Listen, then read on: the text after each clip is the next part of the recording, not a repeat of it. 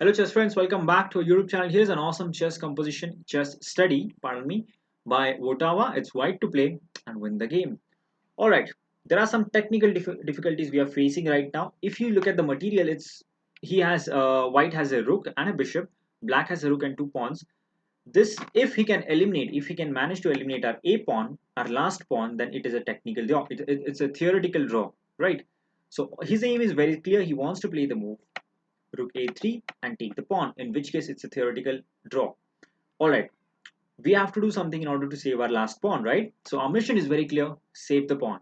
His mission is very clear, stop the pawn. Alright, so we have contradicting missions and we have to find out tactical ways of saving the pawn. So here's the first move, pawn to a6. The pawn was supported at least by the rook in this particular square, but when you push it forward, it has no support. It doesn't seem like a logical move. Why do we want to play this? Because after the move rook a3, how do we protect it? You can't really use your rook to go here, right? You can't really use your bishop to protect it. How do we protect the pawn? Isn't this just a draw? In fact, this is where we have a surprising resource. We play the move. If you want, you can pause the video. It's a brilliant move. Bishop to a4. It's a beautiful bishop sacrifice. He has two options. Obviously, our threat is to simply push forward, so he can't really ignore it. He has two options. He can take with the king or with the rook. Assuming he takes with the rook, which is a huge mistake, play the move rook h4 check, and now we simply take the rook, after which our pawn will promote. Alright, after the move bishop a4, basically he's forced to take with the king. Now his threat is very clear. He wants to simply move his king out and again try to stop your pawn. The mission is very clear for him, stop the pawn. Your mission is make the pawn promote.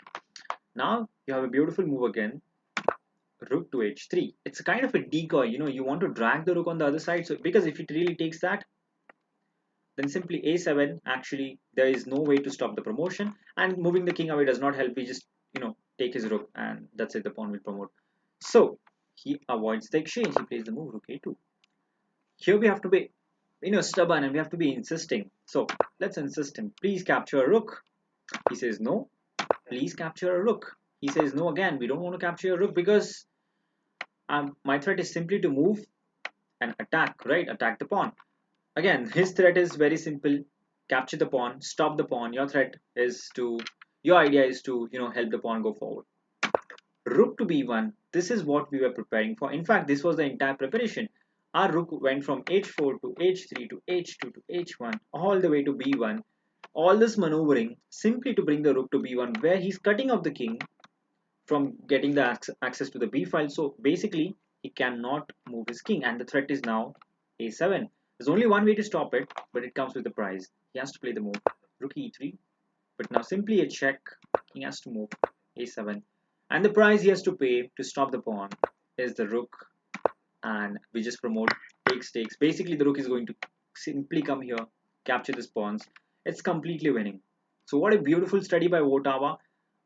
The first move was surprising, simply pushing the pawn, and then there were brilliant moves one after the other. So for example, the move bishop a4 is beautiful over here, and after king takes, this idea of constantly sacrificing the rook h3, rook h2, rook h1, and then final rook b1 in order to win the game. What a beautiful idea.